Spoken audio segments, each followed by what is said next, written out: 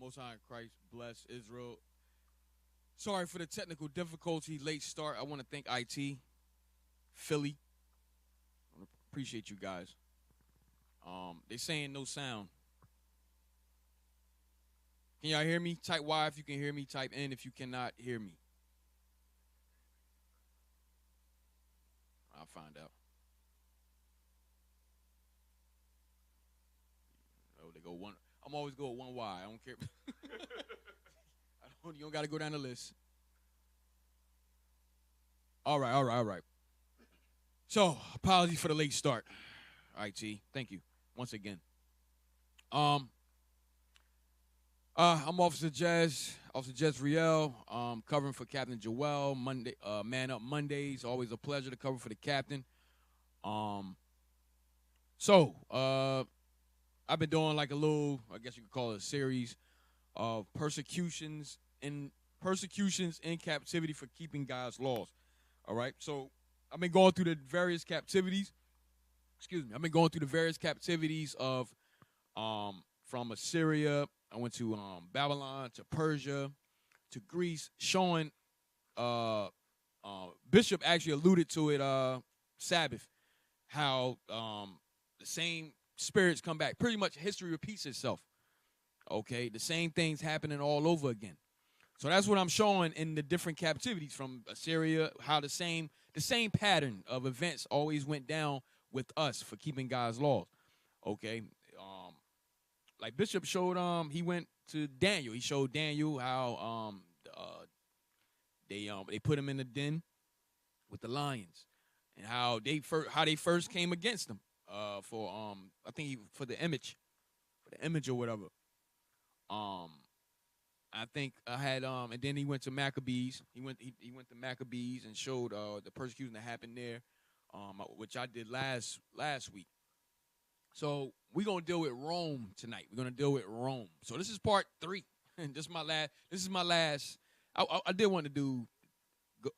This might be my last. But so we're gonna deal with Rome tonight. All right. Show you what happened in Rome. Same thing. You'll see how it parallels with America today. You're gonna see the parallels between Rome and America. Okay, and pretty much the same pattern of events. If you remember last week when I did the Maccabees, when I did Greece, and I showed that evils when Esau came into power, how evils multiplied when they came into power. And when Esau came into power, when we went into captivity under them, things were different with them. They already had hatred for us from the door. So they was already trying to keep us away from keeping God's laws. That was their whole thing. That was Esau's whole MO. Don't let them keep God's laws. Matter of fact, erase their identity. They was trying to do that from the door. Okay? They was trying to do that from the door. So we're going to deal with Rome now. All right? Give me Matthew 2 and 7. So I'm going to jump around also because of the late start. So I'm going to jump around with the different persecutions that happened in Rome, starting from Herod. All right, starting from Herod. All right, give me Matthew chapter 2, verse 7. Let me get there with you. You go ahead. Matthew chapter 2, verse 7. Then Herod, when he had privily called the wise men, inquired of them diligently what time the star appeared. Start at verse 1. Verse 1. Read a little bit. Now when Jesus was born in Bethlehem of Judea in the days of Herod the king, behold, there came wise men from the east to Jerusalem, saying, Where is he that is born King of the Jews? For we have seen his star in the east. Right, his star is his chariot. Go ahead. And are come to worship him. When Herod the king had heard these things, he was troubled, and all Jerusalem with him. And when he had gathered all the chief priests and scribes of the people together, he demanded of them where Christ should be born. Read. And they said unto him, In Bethlehem of Judea. For thus it is written by the prophet, And thou, Bethlehem, in the land of Judah, art not the least among the princes of Judah. For out of thee shall come a governor that shall rule my people Israel. So there shall come a governor to rule God, the Lord said there should come a governor to rule his people Israel. His people Israel. Go ahead. Then Herod, when he had privily called the wise men, inquired of them diligently what time the star appeared. So Herod want to know now, what time did that chariot appear that you seen? Go ahead. And he sent them to Bethlehem and said, Go and search diligently for the young child. And when ye have found him, bring me word again, that I may come and worship him also. Deceit. Go ahead. When they had heard the king, they departed. And lo, the star, which they saw in the east, went before them, till it came and stood over where the young child was. When they saw the star, they rejoiced with exceeding great joy. And when they were come into the house, they saw the young child with Mary his mother, and fell down and worshipped him. And when they had opened their treasures, they presented unto him gifts, gold and frankincense and myrrh. And being warned of God in a dream that they should not return to Herod, they departed into their own country another way. And when they were departed, behold, the angel of the Lord appeared to Joseph in a dream, saying, Arise, and take the young child and his mother, and flee into Egypt, and be thou there until I bring thee word. All right, hold it there. Hey, I'm trying to send you something, Soji Mouse. What can I send you? Anything?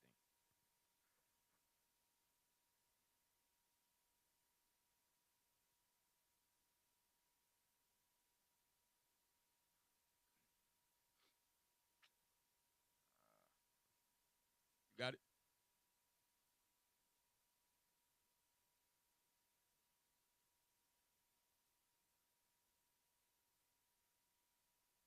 You get it? I'm try it again because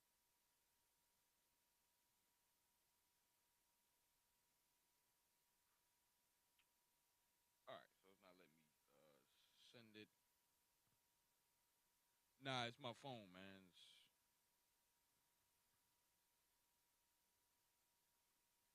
Yeah, it's not letting me do it. All right. Hey, type in Herod. Go to Google and type in this Herod was an Edomite. Type that exact. This Herod was an Edomite. Type that in real quick. What verse was you at? Verse 13. All right, hold on. Type it exactly like I said it. This Herod. All right, go to books. Go to books. Go down, go down, go down, go down.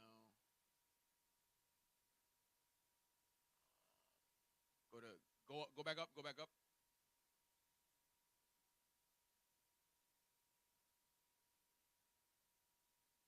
All right, go back down and go to 2. Go down, go down.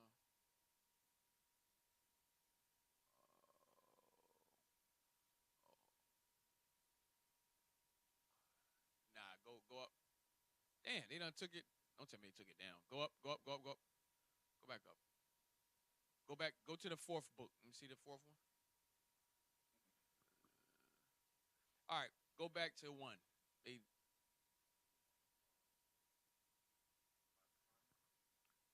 put in keep what you got in there and add this on to it. Nah, specific book I want it. Put in the uses of adversity. Put that in after that. The uses of adversity should come up. 1 second. Bear with me, Israel. 1 second. Go down. All right, go back up. I think that's it, lady. Let me see. Click that. Let me see what it says. All right, yeah, that's it. All right. All right. Go down. You go here. Hit clear search. You see that? Hit that. All right. Now go down. Go all the way down. All right. Right here. Right here. Yeah, the sentence before the last.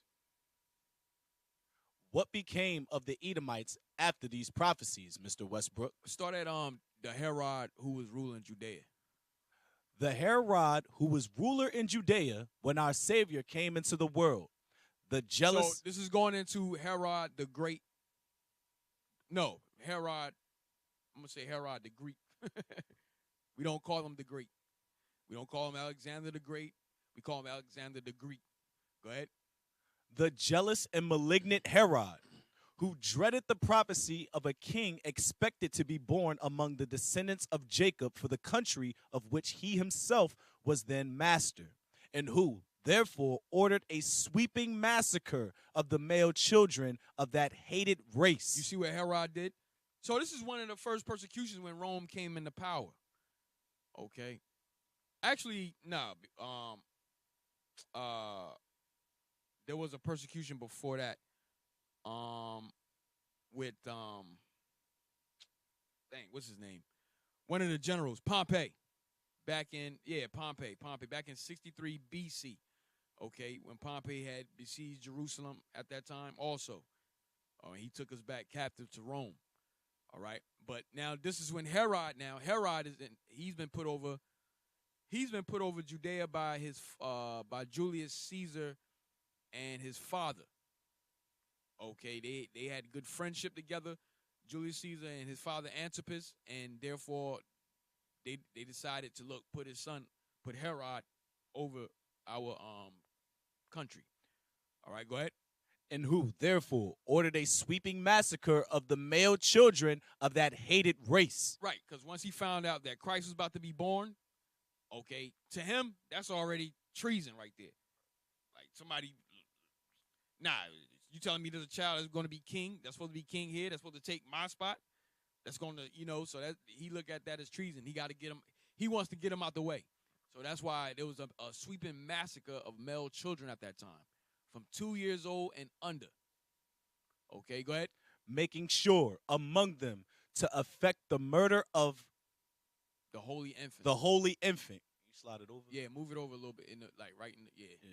This Herod was an Edomite. This Herod was who? An Edomite. This Herod was an Edomite. He was an Edomite, an Idumean.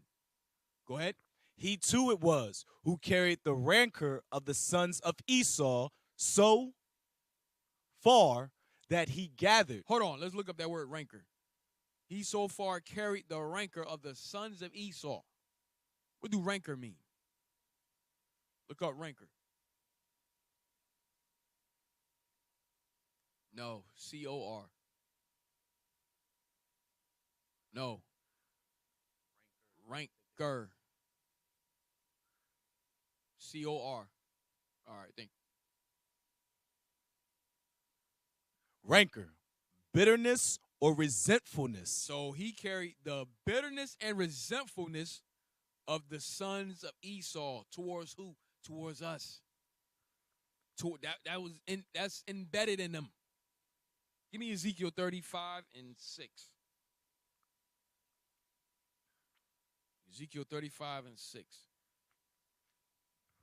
Ezekiel chapter 35 and verse 5. Read. Because thou hast had a perpetual hatred, and hast shed. Start at verse, so we know what we're talking about. Start at verse 2. Verse 2. Son of man, set thy face against Mount Seir. Mount Seir is where Esau dwells. Mount Seir is where Esau dwells. Go ahead. And prophesy against it, and say unto it, Thus saith the Lord God, Behold, O Mount Seir, I am against thee, and I will stretch out mine hand against thee, and I will make thee most desolate. I will lay thy cities waste, and thou shalt be desolate. And thou shalt know that I am the Lord, because thou hast had a perpetual hatred. A what? Perpetual hatred. Because thou hast had a perpetual hatred. Go ahead. And hast shed a hatred, a forever hatred. A hatred that's deep rooted into their spirit. They can't get rid of that hatred that they have for us. Okay, go ahead. And has shed the blood from Cain on up. They got this hatred in them. Go ahead. And has shed the blood of the children of Israel by the force of the sword. And we're giving example. We're going to give examples of that tonight. Again, with Rome. We did it with Greece, and now we're going to show you with Rome how they shed our blood. Read that part again. And has shed the blood of the children of Israel by the force of the sword. Even Herod, that was over Herod the Edomite. He shed our blood with the force of the sword. And we reading about that right now. Go ahead. in the time of their calamity, in the time that their iniquity had an end. Read. Therefore, as I live, saith the Lord God, I will prepare thee unto blood, and blood shall pursue thee. Sith thou hast not hated blood, even blood shall pursue thee. You see that? So the Most High say even blood is going to pursue them for what they did to us. All right, go back to the book. He too it was who carried the rancor of the sons of Esau. So now we know the rancor means what? The bitterness, the resentment, the hatred that they had towards. Go ahead. So far that he gathered, when in his own last agony, a multitude of the most distinguished Jews, imploring his successors to see them wantonly destroyed, that he might enjoy a death, the rapture. Enjoy in death the rapture of bequeathing to the house of Jacob a horrid legacy of tears and blood. Even in his death, he wanted to see us dead. That's hatred. Even in his death, he wanted us dead. That was his joy going to the grave, to see us dead. All right, go ahead.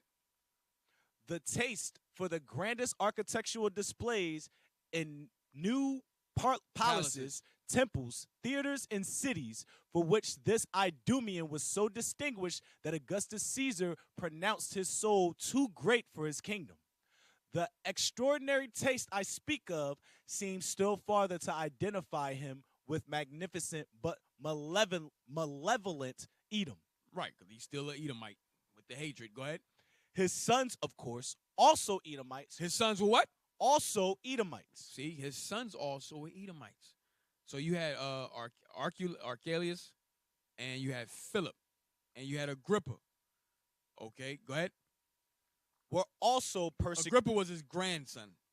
Go ahead. Were also persecutors of the race of Jacob. You see that? So even them, even when they got into power after Herod, after their father died, even they continued that hatred and continued the persecution against us. Go ahead. Through their virulence against the great object of its preservation, our blessed Savior. One of them was the slayer of John the Baptist for reproving his libertinism. Right. We're going to get that. We're going to get that too. You can drop that. Let's go back to the scriptures. Read, where you at, verse 13? Verse 13, yes, sir. All right, go ahead. Matthew chapter 2, verse 13. And when they were departed, behold, the angel of the Lord appeared to Joseph in a dream, saying, Arise and take the young child and his mother, and flee into Egypt, and be thou there until I bring thee word. For Herod will seek the young child to destroy him. When he arose, he took the young child and his mother by night and departed into Egypt. So, Joseph, an angel came to Joseph, and shout out to Joseph's dream. Excellent movie. Excellent movie. The angel took looking forward to seeing Miriam. Looking forward to seeing Miriam. But the angel told Joseph to take Christ into Egypt. Why would he tell him to go into Egypt? Because there's black people in Egypt. And Herod and Christ and the family would blend in amongst them. Now, if Christ was white, if he was an Edomite, wouldn't it be easy to find him amongst Egyptians? Right? It would be easy to find him amongst Egyptians. But letting you know Christ was black, his family was black, Joseph was black, Mary was black. Okay? And also, not to mention that we also had colonies in Egypt. Give me Jeremiah 44. Jeremiah 44:1. Jeremiah chapter 44, verse 1. The word that came to Jeremiah concerning all the Jews which dwell in the land of Egypt, which dwell at Migdol, and at Tahaphanes, and at Noph, and in the country of Pathros, saying, Read. Thus saith the Lord of hosts, the God of Israel, ye have seen all the evil that I have brought upon Jerusalem, and upon all the cities of Judah. And behold, this day they are a desolation, and no man dwelleth therein, because of their wickedness which they have committed to provoke me to anger, and that they went to burn incense, and to serve other gods, whom they knew not, neither they, ye, nor your fathers. Right. So, verse 1 says that what? The word that came to Jeremiah concerning all the Jews which dwell in the land of Egypt. All right? So letting you know that we dwelt in the land of Egypt. We already had colonies in Egypt. All right? Settlements in Egypt. Give me Acts 2 and 5. Give me the book of Acts, chapter 2, verse 5. Hey, we still good? Acts chapter 2, verse 5. Go ahead. And there were dwelling at Jerusalem Jews, devout men out of every nation under heaven. So you had Jews, devout men dwelling under every nation. We were coming out of every nation under heaven. Why? Because we were scattered into those nations. Okay? We were scattered into those nations. Give me Deuteronomy 4:27. Let's prove that. We were scattered into those nations. Deuteronomy chapter 4, verse 27. And the Lord shall scatter you among the nations, and ye shall be left few in number among the heathen, whither the Lord shall lead you. And there you shall serve gods, the work of men's hands, wood and stone, which neither see, nor hear, nor eat, nor smell. Right. All right, you can drop that. So now we get to the New Testament. We confused about the situation. Now all of a sudden every nation can be saved. No. We just read that we were scattered throughout all nations. So now that we come to Acts 2 and 5, it says there were Jews, devout men coming from every nation under heaven. Read on. Acts chapter 2 and verse 5. Give me let's get some more. Let's get some more on that. Give me James 1. James 1 and 1. Let's get some more. James chapter 1 verse 1. James, a servant of God and of the Lord Jesus Christ, to the 12 tribes which are scattered abroad. You see that? To the 12 tribes which are scattered abroad. We are scattered. We are scattered people. We are the diaspora. Understand that. We are the diaspora. We are scattered all over. Like the bishop went over Sabbath. He said, Deuteronomy 4:27. He showed how deep it was, how much we are scattered amongst the nations. He showed with the movie Little White Lies. You get a chance, watch that documentary. I've seen it. Okay, showing you that we are scattered all over. All right, shoot, I think about 9 times out of 10 you might be Israel. Why? Because we the sand of the sea. All right, we are the sand of the sea. From there, go back. Go back to Acts 2 and 5. Acts chapter 2 and verse 5. And there were dwelling at Jerusalem Jews, devout men out of every nation under heaven. Read. Now, when this was noised abroad. Jump down to verse 9. Verse 9. Parthians and Medes and Parthians and Medes, that's in Persia. I'm sorry. That's in Persia. Go ahead. And Edomites. And the dwellers in Mesopotamia. Read. And in Judea and Cappadocia. Turkey. Go ahead. And Pontus and Asia. Read. Phrygia and Pamphylia. In Egypt. And where? In Egypt. In Egypt. So what I'm showing you is that we were in Egypt. We had settlements in Egypt. All right. So there's black people in Egypt, and we also had settlements in Egypt. Okay. So these are the reasons that Joseph said, yo, go and flee into Egypt. Why? Because Joseph and his family would blend in with the rest of the black people that's in Egypt. Okay? All right, read on. Let me see anything else I want. In Egypt and in the parts of Libya about Cyrene. All right, that's it. You go back. Give me Acts 26 and 3. Because understand, when Herod was ruling over us, Herod knew our laws. He knew everything. In order to rule over us, he had to know about us. He had to know our history. He had to know our laws. He had to know everything about us, our culture. Okay? So within knowing these things, how did he come to know these things? So when you go back, remember John Hyrcanus, when you read during the Greek captivity, John Hyrcanus, which was Simon's son, he converted all the Idumeans, all the Edomites. He forced it. He said, look, either you convert or you got to go. So the majority of them converted over. Herod come from that lineage. Herod come from that line of those that converted over. Okay, so what? They had to learn our customs. They had to learn our laws. They had to learn our culture. They had to learn everything about us if they wanted to stay and convert. So that's who Herod is. All right, he's still an Edomite, but he just converted over. He learned our customs. He learned our ways. All right. To prove that, give me Acts 26:3. Acts chapter 26, verse 3. Especially because I know thee to be expert in all customs and questions which are among the Jews. Sorry, verse 1. Verse 1. Then Agrippa said unto Paul, So Agrippa is Herod's grandson. Go ahead. Thou art permitted to speak for thyself. Then Paul stretched forth the hand and answered for himself. I think myself happy, King Agrippa, because I shall answer for myself this day before thee, touching all the things whereof I am accused of the Jews. Read. Especially because I know thee to be expert in all customs and questions which are among the Jews. You see that? Because he is an expert, and he's an expert in all customs and questions. How? How was King Agrippa an expert in customs and questions? Get me, you know what I want? Yes, give me that. Acts chapter 13, verse 1. Read. Now there were in the church that was at Antioch certain prophets and teachers, as Barnabas and Simeon, that was called Niger, and Lucius of Cyrene, and Menahem, which had been brought up with Herod the Tetrarch and Saul. You see that? He was brought up with Herod the Tetrarch and Saul.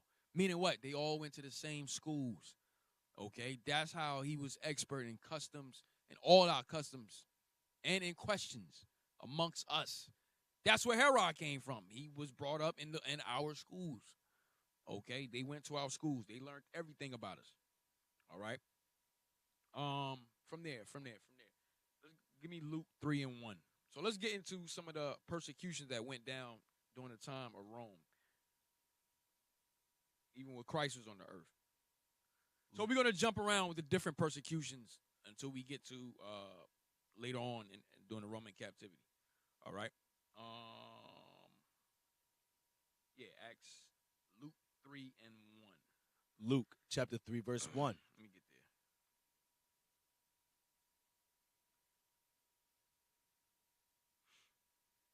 So I'm going to show you how they started coming after the leaders, the apostles. Go ahead. Now in the 15th year of the reign of Tiberius Caesar, Pontius Pilate being governor of Judea, and Herod being tetrarch of Galilee, and his brother Philip tetrarch of Ituraea, and of the region. So that the Herod that was tetrarch of Galilee was Antipas. That was Herod Antipas. Go ahead. And his brother Philip tetrarch of Ituraea, and of the region of Trachonitis, and Lysanias the tetrarch of Abilene. Annas and Caiaphas being the high priests, the word of God came unto John, the son of Zacharias, in the wilderness. And he came into all the country about Jordan, preaching the baptism of repentance for the remission of sins. As it is written in the book of the words of Isaiah the prophet, saying, the voice of one crying in the wilderness, prepare ye the way of the Lord, make his path straight. Every valley shall be filled, and every mountain and hill shall be brought low, and the crooked shall be made straight, and the rough ways shall be made smooth, and all flesh shall see the salvation of God. Jump to verse 18. Verse 18. So I'm going to show you what happened to John. I'm starting with John, show you what they did with him. Go ahead. And John the Baptist. And many other things in his exhortation preached he unto the people. Talking about John, read. But Herod the Tetrarch, being reproved by him for Herodias, his brother, Philip's wife, and for all the evils which Herod had done, added yet this above all, that he shut up John in prison. So he put John in prison because John did what? John reproved him. Because why? Herod, he wanted his brother's wife. John was reproving him with the laws. Because why? They went to our schools. You went to our schools, so, you shouldn't know this. You should know what you're doing is wrong. Right? So guess what? What was John giving them? Leviticus what? He was giving them Leviticus 18. You went to our schools. You brought up with us. You know our customs. You know how we get down. So John said, no, I'm going to reprove this Edomite. I'm going to let him know. I'm going to correct him. And for that thing, he put him in prison. All right. Read that again. Verse 18. Matter of fact, give me Matthew. Read that again and give me Matthew 14 and 6. Yes, sir. But Herod, verse 19, excuse me. But Herod the Tetrarch, being reproved by him for Herodias, his brother Philip's wife, and for all the evils which Herod had done, added yet this above all, that he shut up John in prison. So he put John in prison. All right, watch this. Give me Matthew 14 and 6. Matthew chapter 14, verse 6. I'm just showing you how Esau get down. But when Herod's birthday was kept, the daughter of Herodias danced before him and pleased. Let me get there. I'm slow today.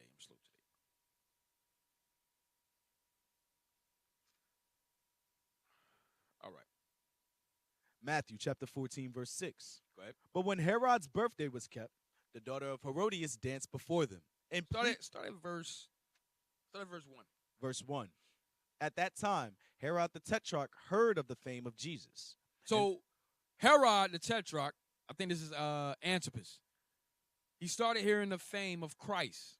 Okay, he hearing about the miracles, hearing about Christ teaching on the streets. He's hearing the fame of Christ. Christ's fame is spreading, right? To the point that it came unto the king. Go ahead. And said unto his servants, this is John the Baptist. So he's like, oh, snap. This must be John the Baptist. Now, he ain't just say this. He ain't just say it and said it to his servant, this is John the Baptist. Nah, he's like hysterical, like, yo, this must be John the Baptist. Why he say that? Read. He is risen from the dead. See that? He like, yo, this is John the Baptist risen from the dead. Oh, snap. Because of the things Christ is doing, the miracles and all of that. He think this is John that came back from the dead. Go ahead. And therefore mighty works do show forth themselves in him. For Herod had laid hold of John. So now he's going to go into why he thought that was John coming back from the dead. Read. For Herod had laid hold on John and bound him and put him in prison for Herodias' sake, right? Read. His brother Philip's wife. For John said unto him. So now we're going to get in detail what happened. Go ahead. It is not lawful for thee to have her. And when he would have put him to death, he feared the multitude because they counted him as a prophet. John didn't give a damn. John was bold, man. He didn't care. Our forefathers didn't. They was in a different spirit. They didn't give a damn. He reproved the king. He's like, yo, look, man, ain't lawful for you to have her. I don't give a damn if you king. You know what's going on here. You went to our schools, man. You brought up. You gonna stay here. You gonna rule over us. You gonna keep our laws. So I'm gonna correct you. You going off, Herod. You're going off. You off cold. You off cold right now, Herod. Read it again. For John said unto him, it is not lawful for thee to have her. And when he would have put him to death, he feared the multitude because they counted him as a prophet. Hey, we gotta be like that too, man. Like, you hear, be another nation or whatever. You might work around Edomites, Esau. You let them know, like, yo, man, nah, look, man, that's not good. That's not good, And sometimes I do it. I be like, look, man, like, you see him, I don't know, you see him, for example, smoking. I'm like, yo, man, smoking ain't good. Or they start talking about pork or something like that. I'm like, pork ain't good for you, man. You need to stop eating that. You know what I mean? So, but John was on a different level with his. He talking to the king. He like, look, it ain't lawful for you to have her. But read on. Let's see what happened to him. But when Herod's birthday was kept, the daughter of Herodias danced before them and pleased Herod. Whereupon he promised with an oath to give her whatsoever she would ask. And she, being before instructed of her mother, said, give me here John Baptist's head in a charger. You see that? So she was instructed of a mom. A mom put her up to this. The mom said, look, bring back John's head on a plate. A charger means a plate. Go ahead. And the king was sorry.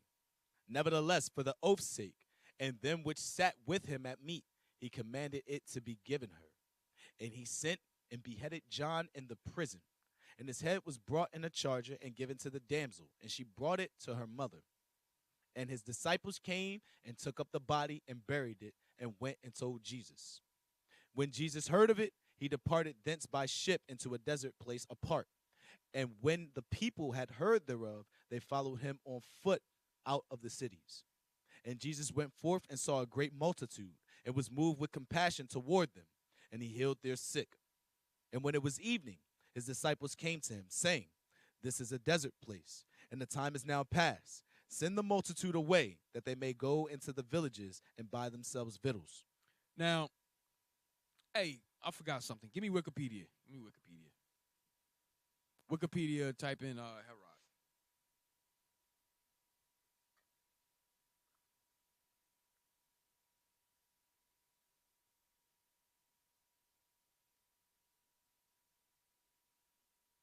Yeah, right there. R.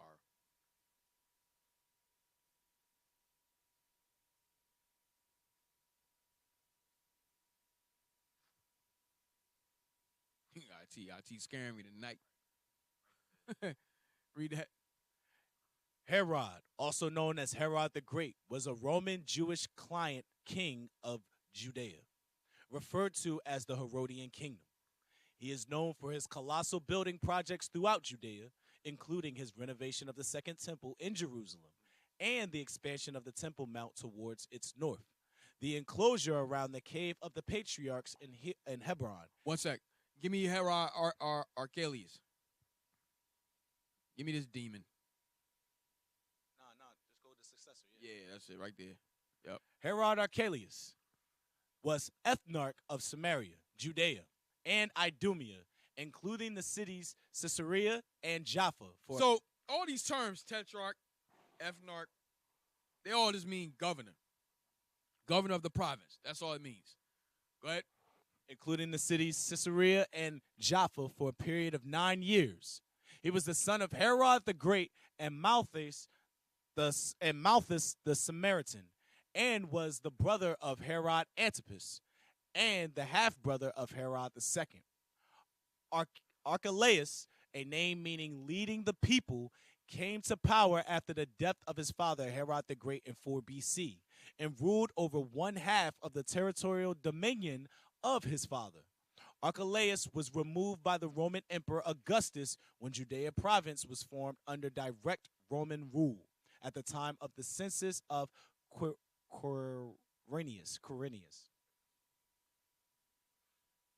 Go down.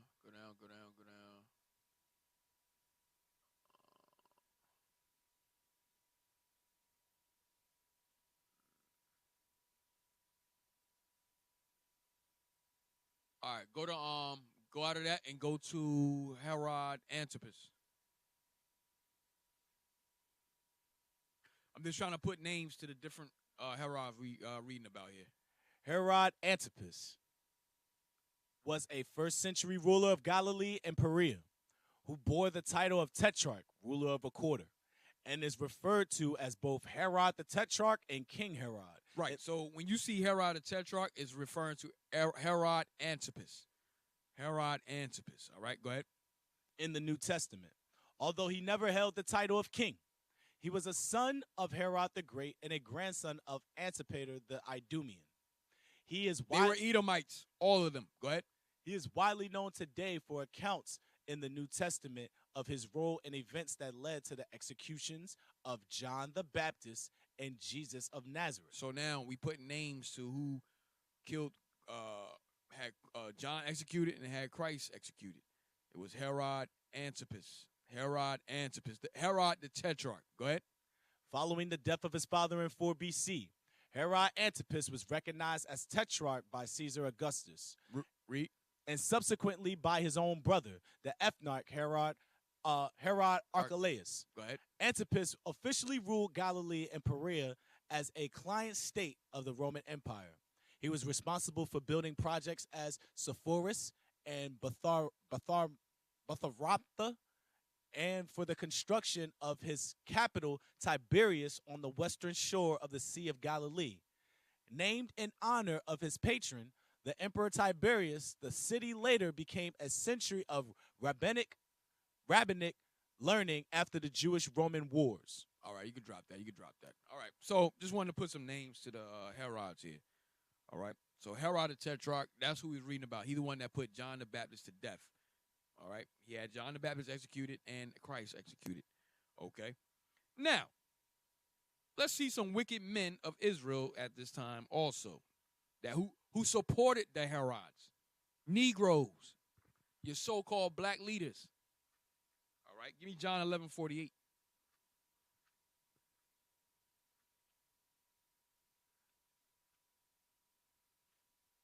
John, chapter 11, verse 48.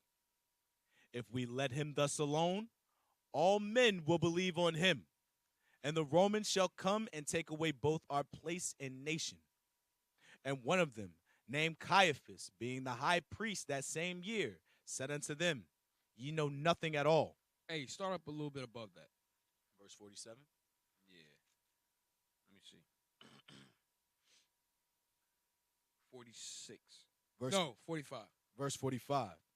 Then many of the Jews which came to Mary and had seen No. Let's go a little higher. Let's go a little higher. 43. 43 when Christ brought back Lazarus. Verse 43. But when he thus had spoken, he cried with a loud voice, Lazarus, come forth. And he that was dead came forth, bound hand and foot with grave clothes, and his face was bound about with a napkin. Jesus saith unto them, Loose him and let him go. Right, so Christ just brought back Lazarus from the dead. Okay, he just brought back Lazarus from the dead. Watch this, read on. Then many of the Jews which came to Mary and had seen the things which Jesus did believed on him. But some of hold on. Said then many of the Jews which came to Mary and had seen the things which Jesus did believed on him. After seeing that, they was like, oh, snap, right? Read on, watch this. But some of them went their ways to the Pharisees and told them what things Jesus had done. Then gathered the chief priests and the Pharisees a council and said, What do we? For this Yo, niggas, man. Dang, well, who are we then? What we supposed to do? We are nothing in this man's sight. With him doing these things, we're nothing. Go ahead.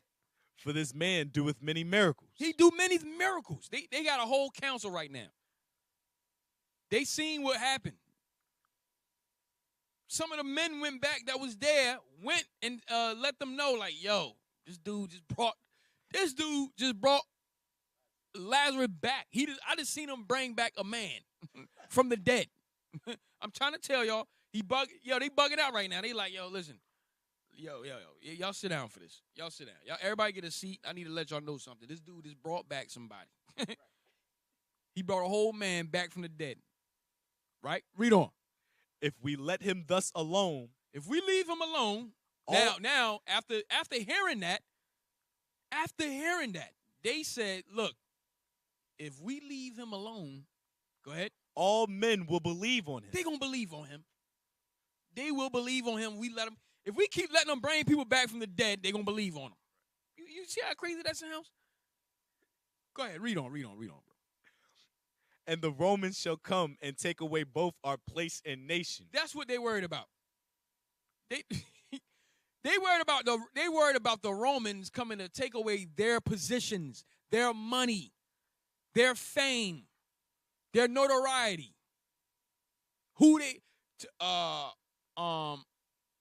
Take away their status. Thank you. Take away their status. They're worried about that. Right. Never mind seeing a man raise a body from the dead. They don't care nothing about that. They say, yo, I'm worried about my status, man. All right? I understand what he did, but I'm going to lose money over this thing. You know what I mean? I got kids to feed. I need my money. You know what I mean? That's cool what he did, but come on now. You can't make this up. Read. And one of them, named Caiaphas, being the high priest that same year, said unto them, Ye know nothing at all, nor consider that it is expedient for us that one man should die for the people, and that the whole nation perish not. And this spake he not of himself, but being high priest that year, he prophesied that Jesus should die for that nation, and not for that nation only, but that also he should gather together in one the children of God that were scattered abroad. Right. So what I wanted out of here, go back to Maccabees 1:11. I'm gonna show you these same wicked Negroes is back doing the same thing. First Maccabees, chapter 1, verse 11. In those days went there out of Israel wicked men, who persuaded many, saying, let us go and make a covenant with the heathen that are round about us. Mm-hmm. For since we departed from them, we have had much sorrow. So this device pleased them well. So I'm showing you the same men. These are the same. Our people wicked as hell. Made a covenant with Greece, made a covenant with death and hell. Okay, during the Greek captivity, and made the same covenant during the Roman captivity with death and hell, man. Can't make this up. To the point that they're so worried about their status that they don't even care about the miracles that Christ was doing. They don't give a damn about that. Let me get another example. Let me show you how Negroes get down, man. After Christ's death, give me Matthew 28. After his death, we're just gonna deal with wicked Negroes right now. We're gonna deal with wicked Negroes. Hold on, let me get there. Hey, and then bring up Herodians on the Wikipedia. Herodians. You know what I want? I'm looking for it in Matthew 27, where they tried to bury him again. Nah. No, it's 28. Yeah, it's 28. Yeah, it's 28, bro. Read that. Start at verse 1. Let's get the whole gist of what's going on. Matthew chapter 28, verse 1. In the end of the Sabbath. You ain't got to put that up right now. In the end of the Sabbath, as it began to dawn toward the first day of the week, came Mary Magdalene and the other Mary to see the sepulchre. And behold, there was a great earthquake, for the angel of the Lord descended from heaven and came and rolled back the stone from the door and sat upon it. Hey, read verse 2 again. I'm sure how bad this is. And behold, there was a great earthquake, for the angel of the Lord descended from heaven and came and rolled back the stone from the door and sat upon it. So when the angel leapt down, he shook the ground. When he came down, I know we see it in superhero movies. Like you see how when Superman, when he leaped down, you know, when he lands, how the ground he shake the ground. They got that from here. They got that from here. Here we reading about the angel. When he came down, boom, earthquake happened. That's how powerful the angels are. But that'd be a great scene out of what they call watch and read. Yes, sir. That'd be a great scene also. But read on. Verse 3. His countenance was like lightning, and his raiment white as snow. And for fear of him, the keepers did shake and became as dead men. And the angel answered and said unto the woman, Fear not ye, for I know that ye seek Jesus, which was crucified. He is not here, for he is risen, as he said. Come see the place where the Lord lay. Go ahead. And go quickly and tell his disciples that he is risen from the dead. And behold, he goeth before you into Galilee. There shall ye see him. Lo, I have told you. And they departed quickly from the sepulchre with fear and great joy, and did run to bring his disciples word. And as they went to tell his disciples, behold, Jesus met them, saying, All hail. And they came and held him by the feet and worshipped him. Read. Then said Jesus unto them, Be not afraid. Go tell my brethren that they go into Galilee, and there shall they see me. Verse 11. Watch this. Now, when they were going. So we understand Christ rose from the dead. He's rose from the dead. He showed himself to the disciples.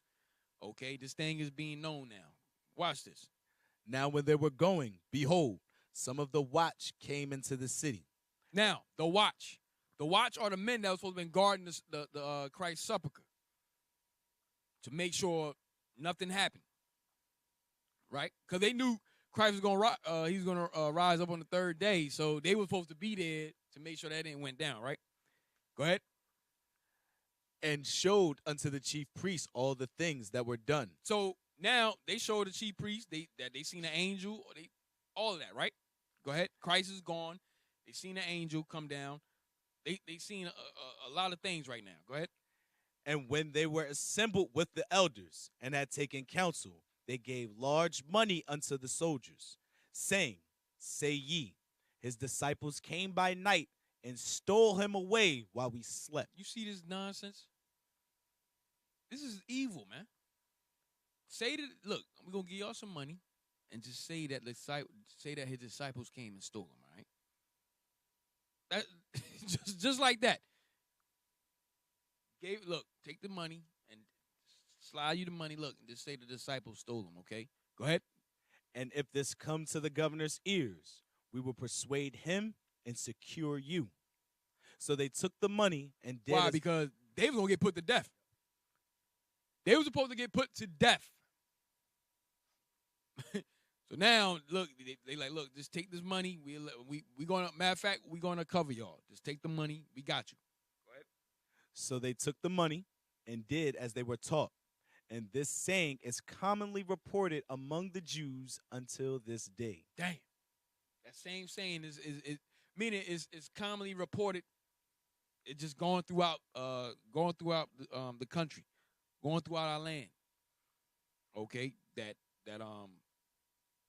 read verse 13 again. Saying, Say ye, his disciples came by night and stole him away while we slept. Right. So that is commonly being reported among the Jews at this time. That was being commonly reported. All right. Read on. So they took the money and did as they were taught, and this saying is commonly reported among the Jews until this day. Then the 11 disciples went away into Galilee, into a mountain where Jesus had appointed them. And when they saw him, they worshipped him, but some doubted. Right. All right. From there, now bring up the Wikipedia with the Herodians. The Herodians were a sect of Hellenistic Jews mentioned in the New Testament on 2 occasions, first in Galilee and later in Jerusalem, being hostile to Jesus. In each of these cases, their name is coupled with that of the Pharisees. According to many interpreters, the courtiers or soldiers of Herod Antipas were intended. Others argued that the Herodians were probably a public political party who distinguished themselves from the two great historical parties of post-exilic Judaism, the Pharisees and Sadducees. Right. They were all different sects, but the Herodians supported Herod. They was in support of Herod and rather see him on the throne. Right? So, meaning what? They became dependent on the white man. So the Herodians were dependent on the white man. All right? They the ones that loved to vote. They would persuade you to vote to put another Herod in the power. To put another Herod over us. To put another white man over us. That's who they were. Go ahead. By the fact that they were and had been sincerely friendly to Herod the Greek. You see that? They were sincerely friendly to him, the king of the Jews, and to his dynasty. The Herodians are often mentioned in the Gospels at the same time as the Pharisees. These were the same men that went to make, that say, yo, let's go and make a covenant with death and hell. These are the same men making that same covenant, man. Different captivity. Go ahead. Like the Pharisees, the Herodians wanted political independence for the Jewish people.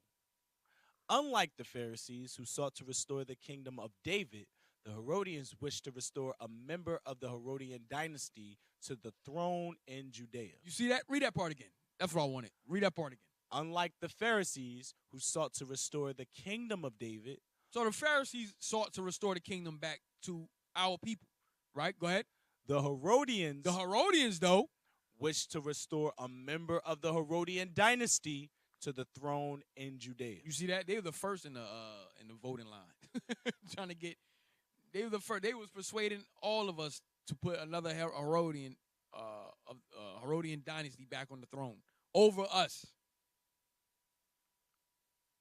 So they disregarded Deuteronomy 17:15. Get that? They disregarded. They didn't give a damn about Deuteronomy 17:15. These are some wicked men, wicked Negroes. Deuteronomy chapter 17, verse 15. Thou shalt in any wise set him king over thee, whom the Lord thy God shall choose. One from among thy brethren One from among thy brethren. Go ahead. Shalt thou set king over thee. Thou mayest not set a stranger over thee, which is not thy brother. The Herodians hated that scripture. The Herodians hated that scripture. They said, no, we in support of Herod. We want a white man over us. That's who they were. Wicked as hell. All right, from there. Give me Acts 12. Let's get into the persecution that was happening to us. Give me Acts chapter 12.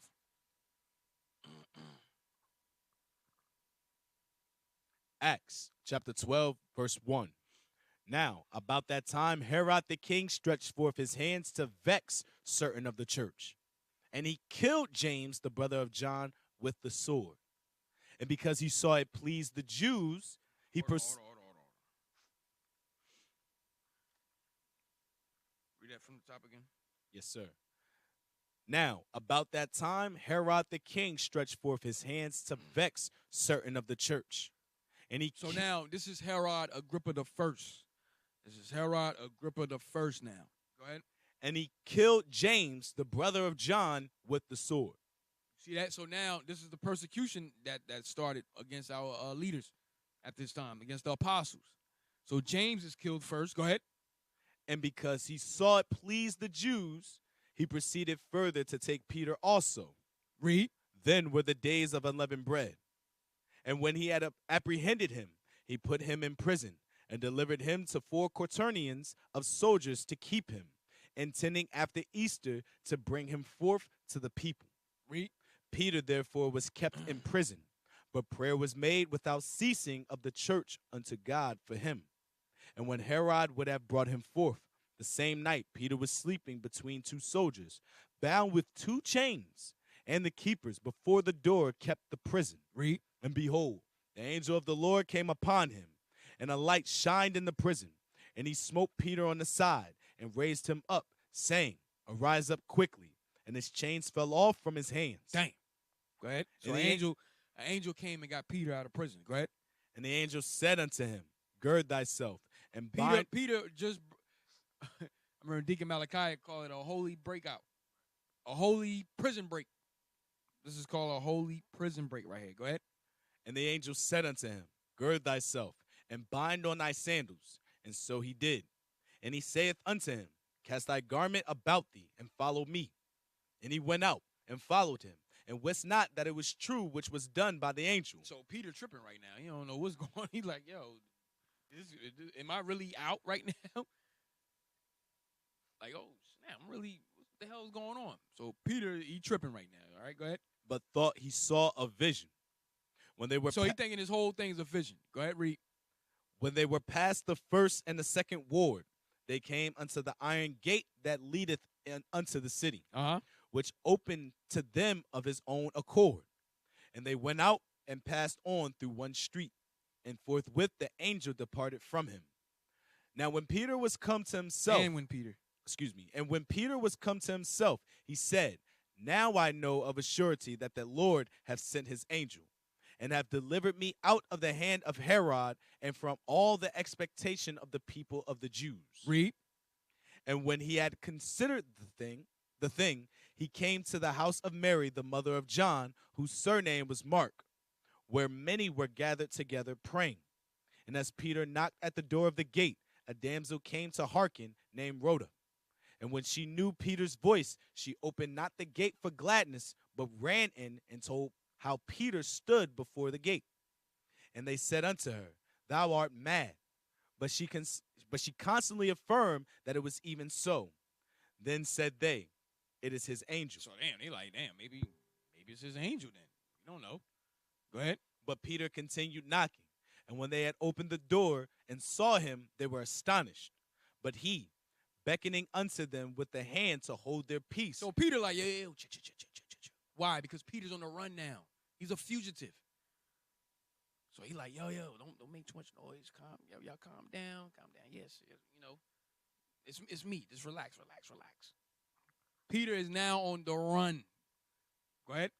Declared unto them how the Lord had brought him out of the prison. And he said, go show these things unto James and to the brethren. And he departed and went into another place. Right, because he on the run. Go ahead. So he had to depart and go somewhere else. Read. Now, as soon as it was day, there was no small stir among the soldiers what was become of Peter. And when Herod had sought for him, he found him not. He examined the keepers and commanded that they should be put to death. And he went down from Judea to Caesarea and there abode. Right. All right. So showing you that Peter, they killed James first. Okay, this is one of the first persecutions, one of many. Okay. So they killed James. They locked Peter up. And guess what? Our people was pleased to do this thing. That's why they did it. That's why Herod did it, because our people wanted it done. They wanted to see James and Peter dead. They wanted to see the apostles dead. Wicked as hell. So now Peter gets a holy prison break from the angel, and now Peter's a fugitive. He's on the run. Okay, he's on the run right now. All right. From there, give me Hebrews 10:34. Because the leadership been bringing out too. Even Paul was persecuting us at this time. Okay, and a lot of things like during this time, we was getting. Read that Hebrews 10:34. Hebrews. Let's read it. Chapter 10, verse 34. For ye had compassion of me and my bonds, and took joyfully the spoiling of your goods, knowing in yourselves that ye have in heaven a better and enduring substance. And an enduring substance. Right. So at this time, guess what? Our goods were being spoiled. Meaning what? They were confiscating our houses, taking away a lot of our possessions, stuff like that. All right. Just like leadership bringing out during this time is gonna happen again. You see with Ye and show with Wendy Williams how they freezing their accounts. Andrew Tate, he can't even take a Uber. But these are the things they were doing. The same things during this time also. Same thing happening today. All right. So these are the many. I'm just jumping around with the different persecutions and things that were happening to us for keeping God's laws at this time. All right. From there, give me.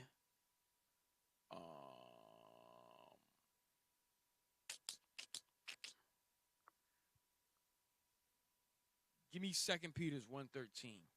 I don't have the book on me, but so let's get when give me the book Early Christians in Rome. Let me see what page. No, give me History of the Christian Church. That's the book I want. 94, page 94 and 95.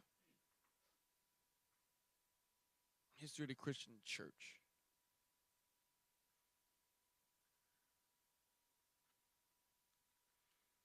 So now we're going to go later on with what was going on with us. So this is around 64 AD. Okay. Blow it up. Hit that.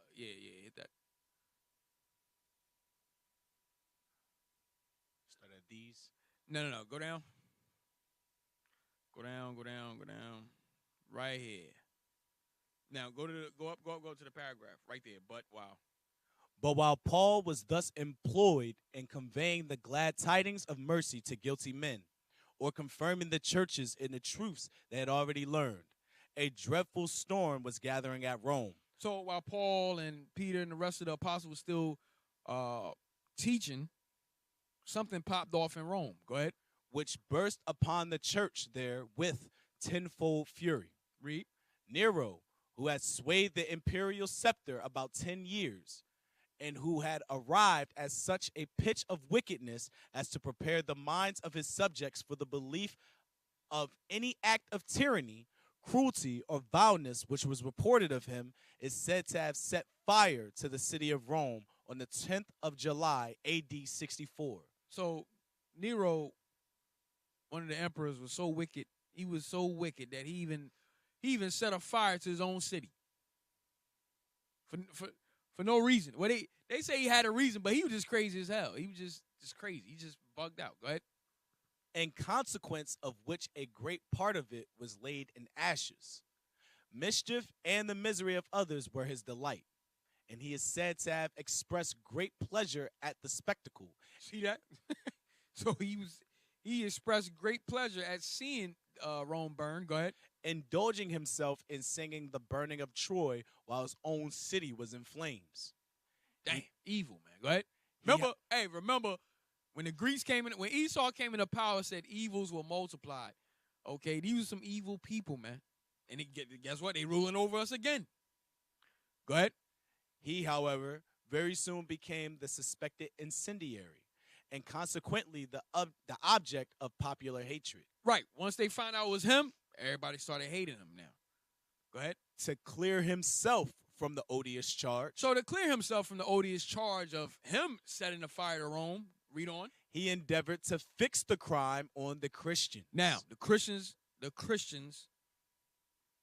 are today called Israelites. That's right. Okay? The Christians today, they will be called Israelites. We're considered Christians today. What? That's who we are. Go ahead. And meaning what? Followers of Christ. Go ahead. And having thus falsely and tyrannically. Give me that. Christians first. Yeah, Acts 11:26.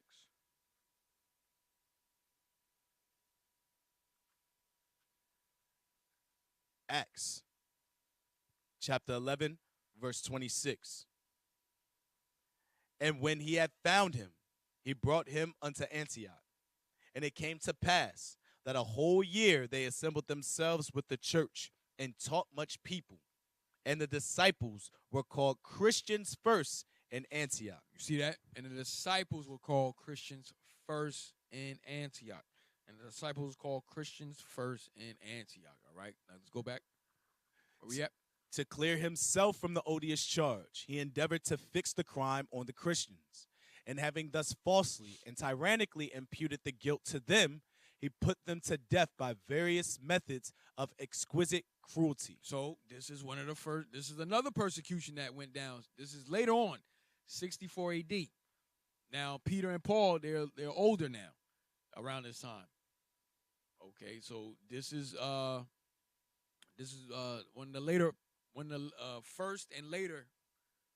of the first persecutions of the later times in the Roman captivity. Go ahead.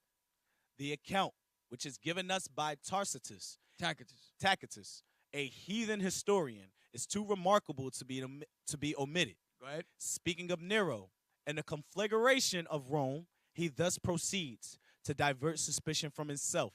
He substituted fictitious criminals, and with that view inflicted the most exquisite tortures on those men, who under the vulgar appellation of Christians, Israelites, go ahead, were already branded with deserved infamy. The confessions of those who were seized discovered a great multitude of their accomplices, and they were all convicted. So the confessions of those who were seized discovered a great multitude. So you know what that means? They was telling. Like, yo, there's more of us, yo. There's more of us betraying one another. Right, it was the Inquisition going on. And we were betraying one another at this time. The confessions of those who were seized, of those who was being arrested, discovered a great multitude of their accomplices. Read. And they were all convicted. So he picked up a couple of them. They were telling on others, like, yo, it's a lot of us. It's a lot of us. Yo, so, so now they done gave addresses. They done gave all types of stuff. So now he got everybody in Rome that were calling themselves Christians or Israelites. Go ahead. Not so much for the crime. Wait, read it all together. Go ahead. The confessions of those who were seized discovered a great multitude of their accomplices, and they were all convicted, not so much for the crime of setting fire to the city. Hold on. So we wasn't convicted for setting the city on fire. That's not what we was getting arrested for. That's not what they was torturing us for. That's not what they was killing us for. Read on. As for their hatred of humankind. As for our hatred of humankind. Don't that sound familiar? We read about it in the Syrian captivity, read about it in the Babylonian captivity, read about it in the Persian and Mede captivity, and the Greek captivity. Same pattern. They wanted us because of our hatred for humankind. Their hate group. Their hate group. Hate speech. They're malicious people amongst us. Remember that? With Haman. Same rhetoric, man. Read on.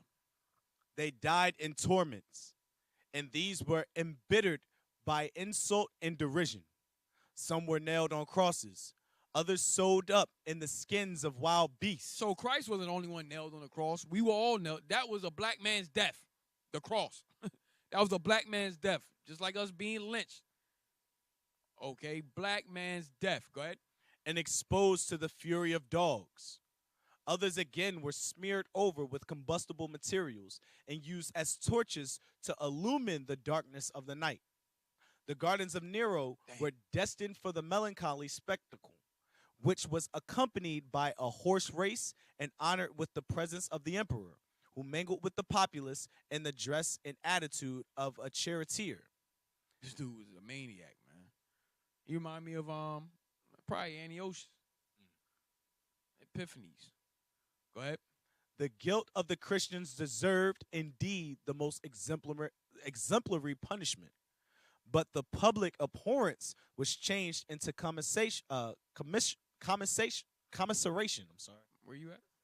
Changed into commiseration. Commiseration.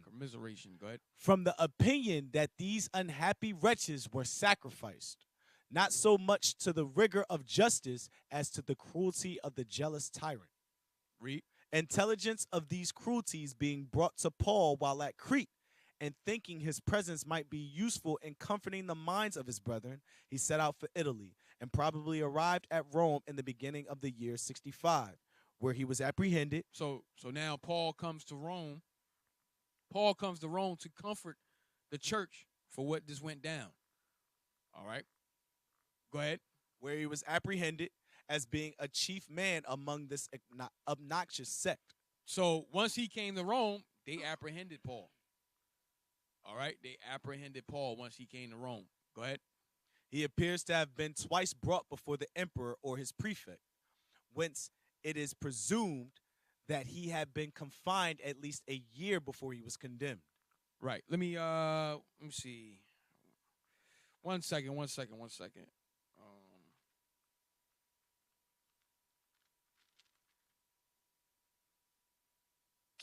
Oh man, I forgot what scripture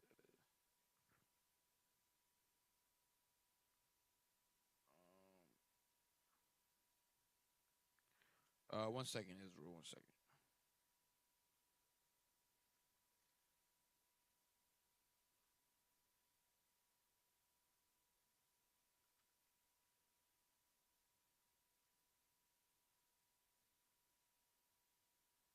I know scripture where Paul said, I'm ready to depart now, or something. I'm ready to. Yeah, get that for me. 2 Timothy chapter 4 and verse 6. For I am now ready to be offered, and the time of my departure is Read at up hand. A little, start at verse 1. Verse 1. I charge thee therefore before God and the Lord Jesus Christ, who shall judge the quick and the dead at his appearing and his kingdom. Preach the word, be instant in season, out of season, reprove, rebuke, exhort with all long suffering and doctrine. For the time will come when they will not endure sound doctrine, but after their own lusts shall they heap to themselves teachers, having itching ears. Read. And they shall turn away their ears from the truth, and shall be turned unto fables. But watch thou in all things, endure afflictions, do the work of an evangelist, make full proof of thy ministry. So these are the things that we are to do. Paul letting us know to watch thou in all things and everything. watching the news, watching what's going on around us, everything. Go ahead. For I am now ready to be offered, and the time of my departure is at hand. Why is Paul saying that? He's saying, for I am ready, for I am now ready to be offered. Meaning what? As a sacrifice. And the time of my departure is at hand. Read. I have fought a good fight. I have finished my course. I have kept the faith. Henceforth, there is laid up for me a crown of righteousness, which the Lord, the righteous judge, shall give me at that day. And not to me only, but unto all them also that love his appearing. Right. So why? Because go back to the book. Go back to the book. Go up some. And start from intelligence of these cruelties. Intelligence of these cruelties being brought to Paul while at Crete, and thinking his presence might be useful in comforting the minds of his brethren, he set out for Italy, and probably arrived at Rome in the beginning of the year 65, where he was apprehended as being a chief man among this obnoxious set. He appears to have been twice brought before the emperor or his prefect. So what we reading is Paul's second time that he was brought. Go ahead. Whence it is presumed that he had been confined at least a year before he was condemned. We may easily conceive how perilous it must have been for any of Paul's friends to avow an open attachment to him under existing circumstances. And indeed, it appears from the second epistle to Timothy. Go down. Let's get to the point. All right. But Onesiphorus. But Onesiphorus had now returned to Ephesus. Luke alone was with him. So Luke alone was with Paul. Go ahead, while he was locked up. Go ahead. And even he appears to have been so intimidated that at the apostles' first examination, he was afraid to stand by him. In this state of things, about to be offered up, and viewing the hour of his departure at hand, he urged Timothy to hasten to him to receive his last instructions, which we just read. Go ahead. And assist him in the ministry during the short time he had to live. Read. And thus, according to the most credible records, he was condemned and put to death in the 12th year of the reign of Nero, answering to the 66th of the Christian era. 2 years after that, Nero put an end to his own life. So after Nero killed Paul, he beheaded Paul. And after that, Nero killed himself. Go ahead. And to this terrible persecution, which had raged during a period of 4 years and swept off a prodigious number of the disciples of Christ. Right. So that particular persecution, a good number was killed. And also Peter also was killed during this time. Let's get that 2 Peter 1:13.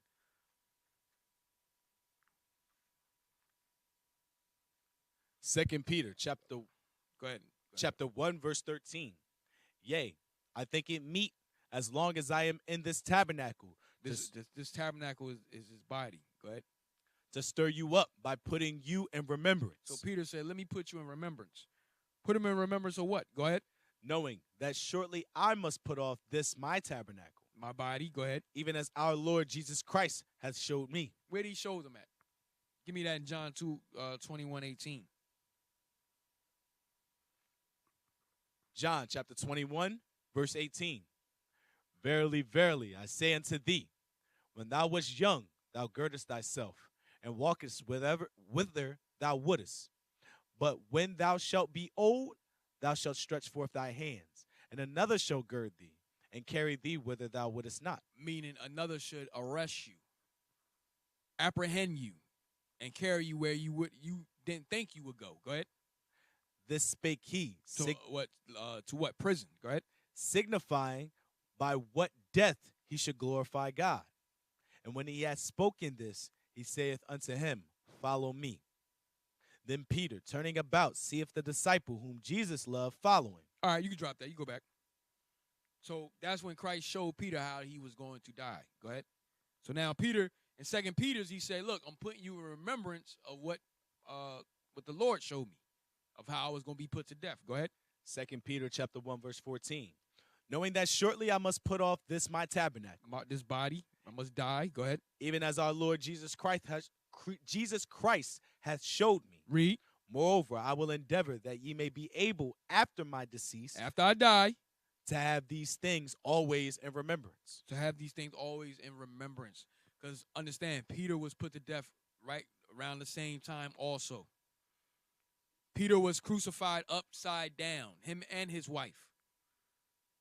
So him and Paul was put to death same year. Okay, they got both of them.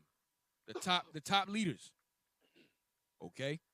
From there. Give me the book Early Christians in Rome. I'm almost done. I'm not gonna stay. Early Christians in Rome. Give me page 26. So we went through some of the persecutions that went down during the time of Herod, time of Christ. Show you how James died. Show you how James had died. Then show you how Peter and Paul had just died and the persecution that went on during the fires 64 AD. Now, and then show you that rhetoric once again. They call us a hate group during that time. Now, we're gonna get into more details of how things parallel with today. All right. So we got this book called Early Christians in Rome, page 26. Page 26. Go to page 396. You see what say page 396?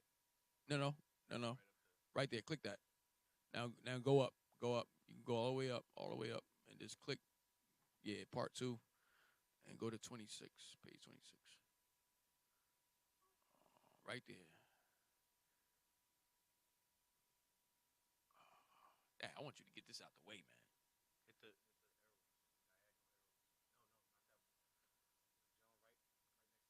Nah, that's not gonna do nothing. Try it. Yeah, ain't gonna do nothing. Nah, it's all right.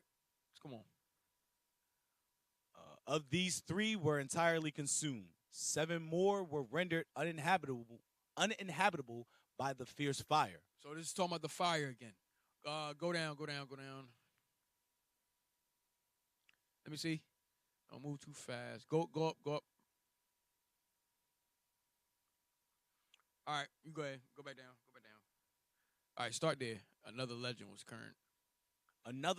current, averring that the slaves of the emperor's household have been seen fanning the flames in their desolating course. Another rumor was spread abroad, which whispered that the mad and wicked emperor desired to see old Rome, with its narrow and crowded streets, destroyed, that he might be able to rebuild it on a new and stately scale, and thus, regardless of the immemorial traditions of the ancient city, to render his name immortal through this notable and magnificent work. At all events, these improbable stories more or less gained credence in many quarters, and the emperor found himself execrated by thousands of thoughtless men and women who had suffered the loss of their all in the fire, and who were glad to vent their fury on one whom they once admired and even loved, though their admiration and love have been often mingled with that fierce envy with which the people too frequently view the great and rich and powerful, prompted by his evil advisors. All right, so listen good. Go ahead. Among whom the infamous Tigellinus was the most conspicuous. The emperor in the first instance accused the Jews of being the incendiaries. Right, so they had already done put the accused, just like today. They manufacture, and they put the blame on us. Go ahead. Curiously enough, the quarter of the city was just like Green Black. What's his name? Green Black. How you try to say that we on Breakfast Club we killed the what he said? I forgot what he said. We killed one of the so-called Jews, but it was actually Edomite that did it. But he put the blame on us. So yeah, the BHIs, they the ones that killed the two so-called Jews or whatever. But when you look it up, it was the Edomite that did it. But he went on the Breakfast Club to do what? To defame us, to put the blame on us. No different. Go ahead. Curiously enough, the quarter of the city where they mostly congregated had been spared in the late conflagration. It was no difficult task to persuade the fickle people that the strange race of foreigners who hated Rome and Rome's gods, had avenged themselves and the wrongs they had suffered at the hands of the Roman nation by firing the capital city. Right. So that's the blame. That go back up. Go back. This is what they put out in the media during the Roman captivity. Watch this. Read it again. It was no difficult task to persuade the fickle people. So this is media right here during the Roman captivity. It was no difficult task to persuade the fickle people, read, that the strange race of foreigners, that us, the strange race of foreigners, go ahead, who hated Rome and Rome's gods, who hated Rome and Rome's gods, go ahead, had avenged themselves and the wrongs they had suffered at the hands of the Roman nation by firing the capital city. You see that? You see how they defamed us at this time? Okay, they persuaded. That's media. They put out, that's that flood. That's all those different news stations, they saying the same thing. To persuade the people, man. To persuade the people mind. To get the people on their side, the mass on their side against us. That's why he said it was no difficult task. If it wasn't a difficult task back then, you think it's going to be a difficult task today? Hell no. Just like him, Greenblatt going on Breakfast Club. He did the same exact thing. Why? Because he knew the fickle people, our people. He know they believe every damn thing the white man says. So he went on a pronounced black and Hispanic radio show, a popular black and Hispanic radio show, to do what? To defame us, to persuade the fickle people of saying we did a killing that we had nothing to do with. Go ahead, same people. We dealing with this. Listen, you dealing with the same people, man. The same people is ruling over us again. With doing the same things. Go ahead. Up to this time, in the eyes of most of the Romans, the Jew and the Christian were one people. Right. We all one. We all one people. Go ahead. But how did they make a difference with us? Go ahead. They considered that if any difference at all existed, it was simply that the Christian was a dissenting Jew. We kept God's laws. That we kept God's law. We followed Christ. Go ahead. Now, apparently, after the burning of Rome, for the first time, was any distinction made. So, at first, they didn't make no distinction with us. But after the burning, that's when the distinction became prevalent amongst us. Go ahead. It happened on this wise. The Jews had powerful friends in the court of the despotic emperor. Poppaea, the empress, if not a Jewess, was at least a devoted proselyte of the chosen race. There is no doubt but that her influence, backed up no doubt by others about her person at the court, diverted the suspicions which had been awakened from the Jews to the Christians. These, it was pointed out, were no real Jews, but were their deadly enemies. They were a hateful and hated sect, quite improperly confounded with the chosen people. The Christians were now formally accused of being the real authors of the late calamity, and the accusation seems to have been generally popular among the masses. Come on. Why y'all moving it up? Stop moving it. Stop doing that until you finish a paragraph. Generally popular among the masses of the Roman population. Our authorities for this popular hatred, we may style them contemporary, are Tacitus and... Jump down. All right, from there. Give me page 30. Let's get to page 30.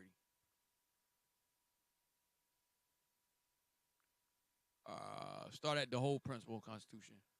The whole principle and constitution of Christianity on examination were condemned by the Roman government as irreconcilably hostile to the established order. And mere membership... Go down. Let me see. Hold on, go up. After the terrible scenes.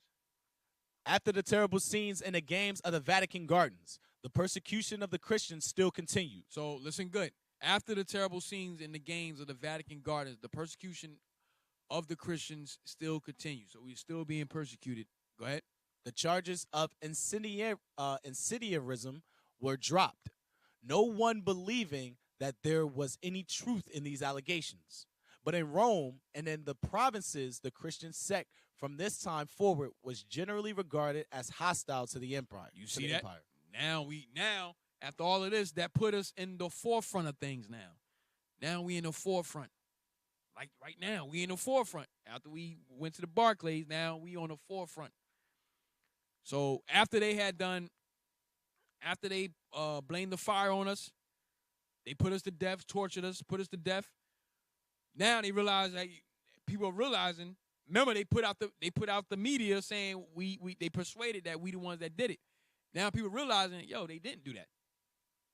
But that still gave credits to who we were now. That still put us on the map. Go ahead. And it says that in the provinces, the Christian sect from this time forward, from the fire, was generally regarded as hostile to the empire. Now, remember, he said that we was haters of mankind, too. We was a hate group. So we was already being labeled as a hate group at this time. Read on. The accusation of being the authors of the Great Fire have revealed many things in connection with the sect. You see that? So now, the accusation of the fire, see, we was under the radar at this time. We was under the radar. But once we got blamed for the fire, that put us on the map, man. Now everybody know who we are. Okay? And they know that, and they labeled us a hate group at this time. Watch this. Read on.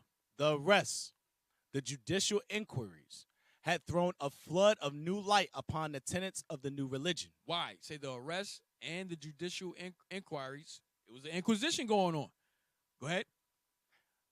Had thrown a flood of new light upon the tenets of the new religion. Read. Had disclosed its large and evidently rapidly increasing numbers. Because our people repenting every day. Every day. Read. Most probably for many years were they still confused with the Jews. Yeah, because we all black. Go ahead. But it was seen that the new sect was something more than a mere body of Jewish dissenters. It was universally acknowledged that the Christians were innocent of any connection with the Great Fire. So it was acknowledged that we ain't had nothing to do with this fire. Go ahead. But they defamed us. They defamed us. They persuaded the mass of who we were. It put a new light on us, man. It put us on the map. So light was shined on us now. Go ahead. But something else was discovered. They were a very numerous company, in ignis multitudo. Yeah, that's Latin. But anyway, it said something else was discovered. They were a very numerous company. Go ahead. Intensely in earnest, opposed to the state religion. So, you know how they know we are a numerous company now? When the Barclays Center. Remember they was like, yo. Remember they put out the article. They say, yo, how many is it? Same thing, man. Should we be worried? This is the same thing all over again. Go ahead. Preferring in numberless instances torture, confiscation, death, rather than submit to the state regulations in the matter of religion. So we preferred, in numberless instances, we preferred torture. We preferred confiscation of our goods. We preferred death rather than submit to the state regulation in the matter of religion. Okay, why? Because we was going on trial. They was putting us on trial, man. They was interrogating us. And you had those of us that built our spirits up, and I'm going to show you how, that built our spirits up to the point that we preferred tortures, confiscation, and even death, all right, than to worship their gods. Go ahead. For some time before the fire, they had been generally disliked. So we've always disliked. Read. Possibly hated by very many of the Roman citizens. Right. By men of now. Go ahead. By men of different ranks for various reasons. By traders who lost much by their avoidance of all idolatrous feasts. By pagan families who resented the proselytism which was constantly taking place in their homes, thus causing a breach in the family circle. Yeah, because we ain't celebrate Christmas. We wasn't celebrating Thanksgiving, Memorial Day, Independence Day. We wasn't doing that now, so that caused a breach. So we was hated, like right now. We're hated. Go ahead. By priests. Like they said, we break up what they say? We break up families. We break up families. Go ahead. By priests and those specially connected with the network of rites and ceremonies, sacrifices and offerings belonging to the temples of the old gods. But after all, this widespread popular dislike to the sect was not the chief cause of the steady persecution which set in after the wild and intemperate scenes which followed the Great Fire. Watch this. Listen good. For the first time, the imperial government. I'm showing y'all the parallels of what happened then and what's going to happen now that the leadership been bringing out. Go ahead. For the first time, the imperial government saw with whom they had to do. So now the imperial government, they on to us now. And they see, the imperial government call us what? Radicals, extremists. Okay. So now they see what they had to do. They see now who they got to deal with, who they need to focus on. Go ahead. It was settled. It was the settled policy of Rome steadily to repress and to stamp out all organizations, all self-governing communities or clubs as highly dangerous to the spirit of imperial policy. You see, look, read that again. It was the settled policy. It was the settled policy of Rome steadily to repress. So, meaning what? That was a decree. That was a law. It was a legislation.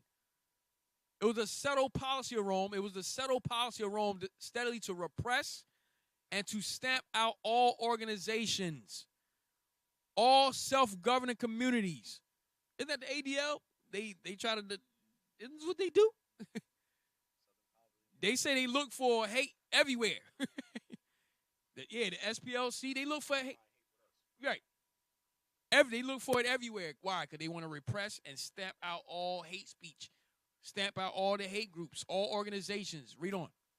All self-governing communities or clubs as highly dangerous to the spirit of imperial policy. Read.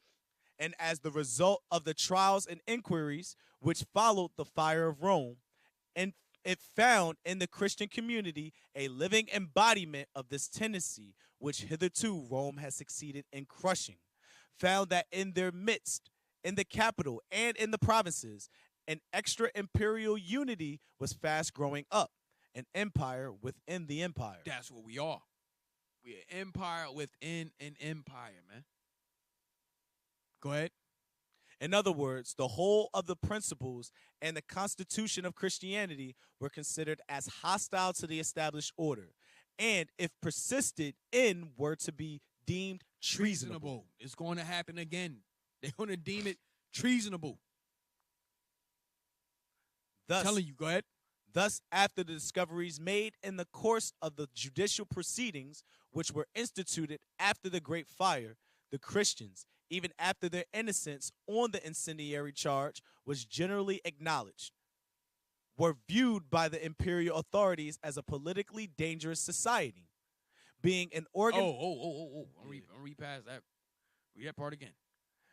The Christians, even after their innocence on the incendiary charge was generally acknowledged, were viewed by the imperial authorities as a politically dangerous society. So you think we are not viewed as a dangerous society? Remember I said the article.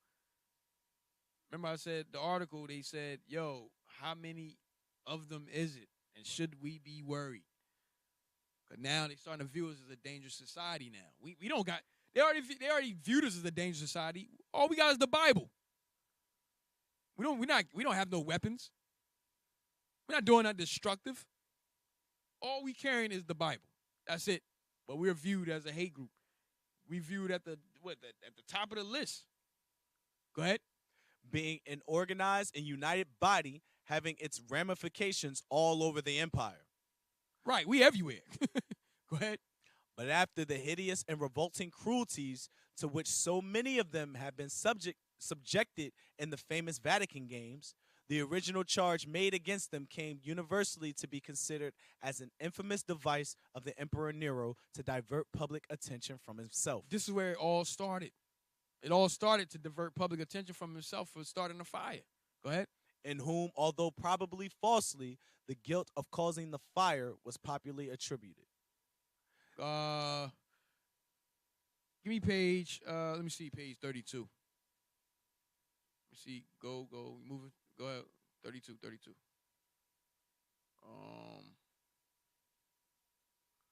go down.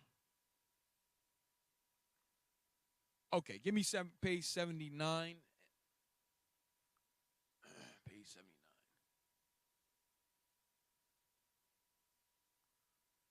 All right, read. Now, so this is later on. This is around. So what we was reading was around after 64 AD. So that's probably around like 70 AD or something, like a little after that. Okay, like around the time that he took John the Revelator. All right. So now this is later on.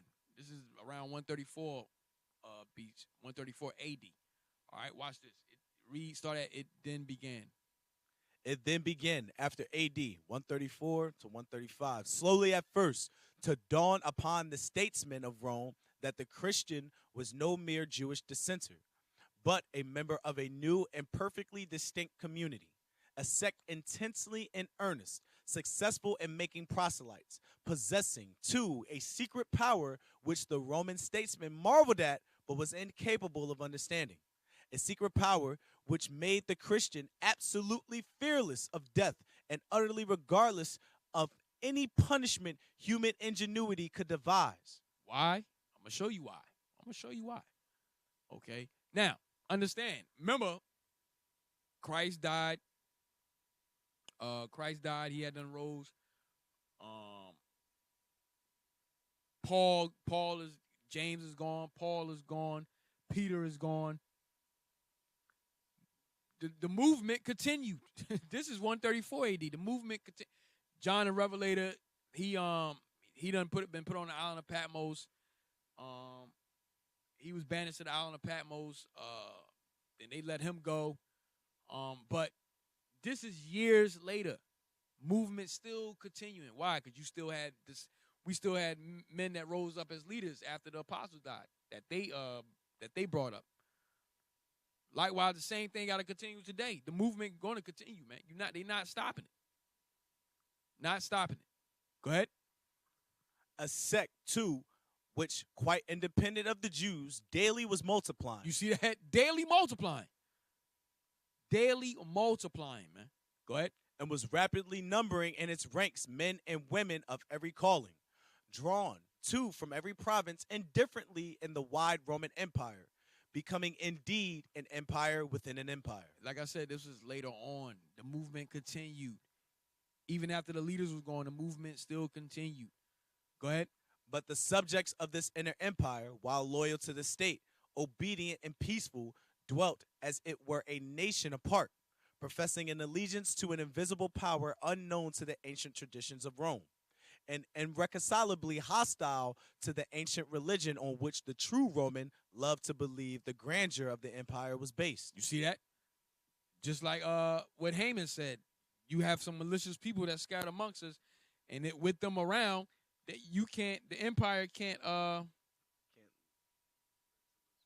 Yeah, the empire can't live to its fullest capacity with them around because they do not follow your laws. They worship strange laws. Saying the same thing. Go ahead.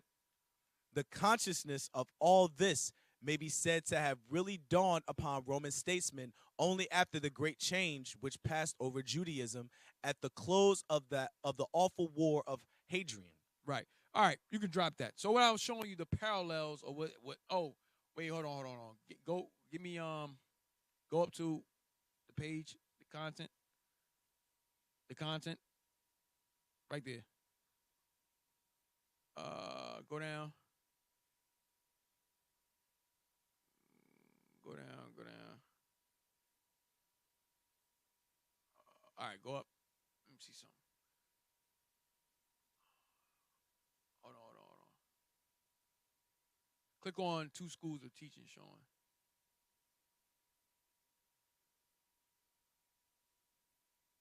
Matter of fact, go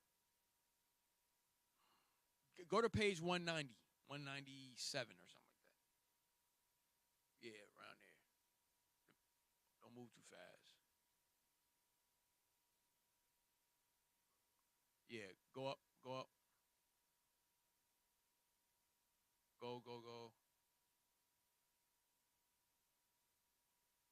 Go up.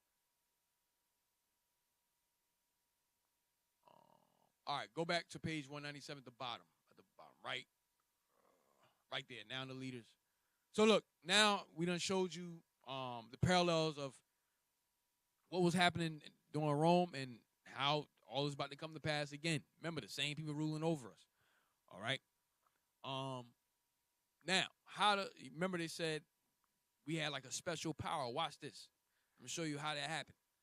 Now, what we did to prepare for them coming after us. And likewise, we got to do right now, today. All right, build our spirits up. Go ahead. Now, the leaders of the sect of the new revelation were fully conscious of these two factors in the life of their day and time.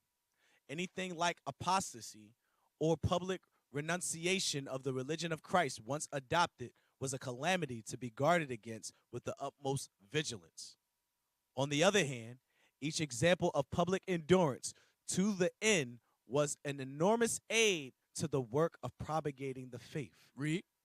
So, from very early days, a school, we can use no other fitting term, was established in the great Christian centuries of preparation for martyrdom. You see this? So, Cap brought out an article last couple weeks ago about how we prep for martyrdom. Okay, watch this. Meaning what? Prep to get put to death for Christ's sake. Go ahead. This most interesting and far-reaching work in the very early church, the church of the ages of persecution, has hitherto generally escaped notice. Only quite lately has it attracted some attention. Go down. Just want to hit some key points. All right, yeah, right here. All right, so this is examples of how we prepped our bodies to get ready to be put to death. Go ahead, read that. In this once famous but now forgotten school of martyrdom, the well-known simile of St. Paul was the basis of the theory which seems to have inspired the work.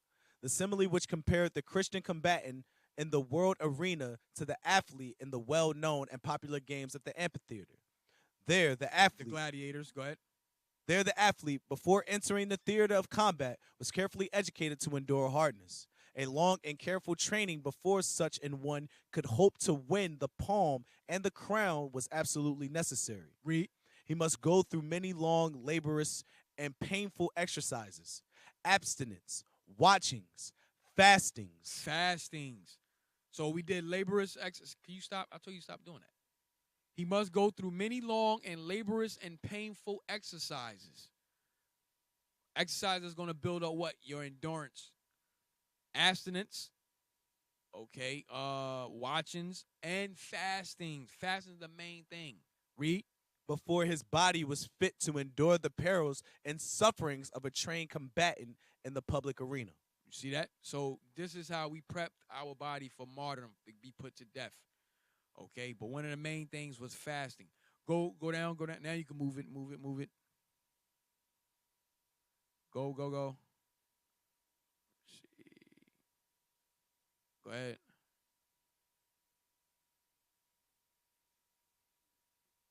Go ahead. Go back up. Go back up real quick. Slow down. All right, go down. You go to the next page. Go ahead. Right here. This right here, I want. Read that. In this training for the mortal combat in which victory was so all important to the cause, no efforts were spared. Painful and laborious exercises, long fasting. Painful and laborious exercises, long fasting. That's why we got to build our body up to fast. Look, we if you could do 2 days, you could try 3 days, maybe 4. Don't kill yourself. Right now, you got to put memory. It's like you working out. It's like how you work out. You got to progress yourself. Do the same with fasting. You pretty much working out your spirit. Okay, so you want to get up to the point where you can fast, do long fastings. Go ahead. Watching and prayer. Go ahead. Which would render the body insensible to fatigue. You see what it does? It renders your body insensible to any fatigue. Go ahead. Capable of bearing any suffering, however poignant, were constantly practiced. You see that? So it renders the body insensible to any type of tiredness and fatigue. Okay, and capable of bearing any sufferings or tortures, however poignant, however serious it is, or painful. Okay, we're constantly practiced. Go ahead. This training sometimes went on for a long while before a fitting opportunity presented itself of a public trial. Right, before of a public trial. All right, so you can drop that. All right, so I'm gonna end it on that. So what I'm showing you is the same thing is going to happen today. You see leadership and bringing it out and bringing it out and bringing it out is going to happen. It's going to happen. All right, it's the same policies, same things, everything, all being set up all over again. All right, but the Most High has given us the tools of what we need to do. Well, okay, in order to prepare ourselves for these things, to build our spirit up, fasting and prayer. All right, laborious exercises. Okay, to build up your body for the endurance. All right, of martyrdom. All right, so with that, I'm gonna end it there. Okay, with that, we're gonna say shalom. All right.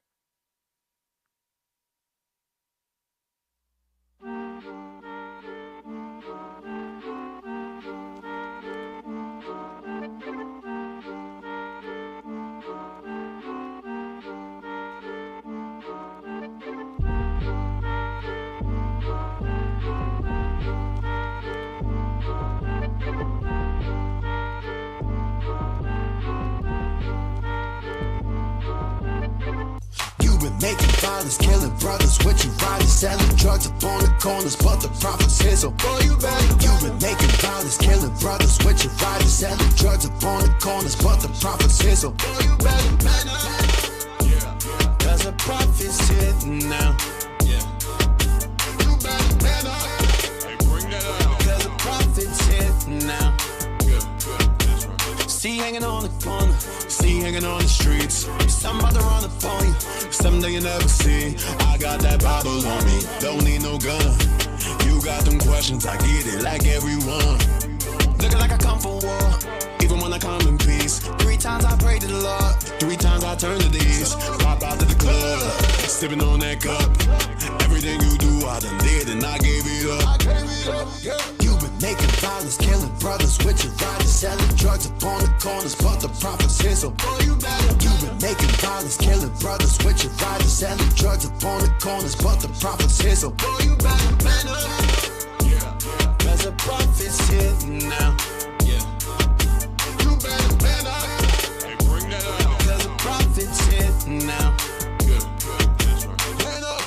Making violence, killing brothers with your riding, selling drugs up on the corners, but the profits here, so boy, you better. You've been making violence, killing brothers with your riding, selling drugs up on the corners, but the profits here, so boy, you better man up. Cause the profits here now. You better man up. Hey, bring that out. Cause the profits here now. So you think you a man, cause you pushing the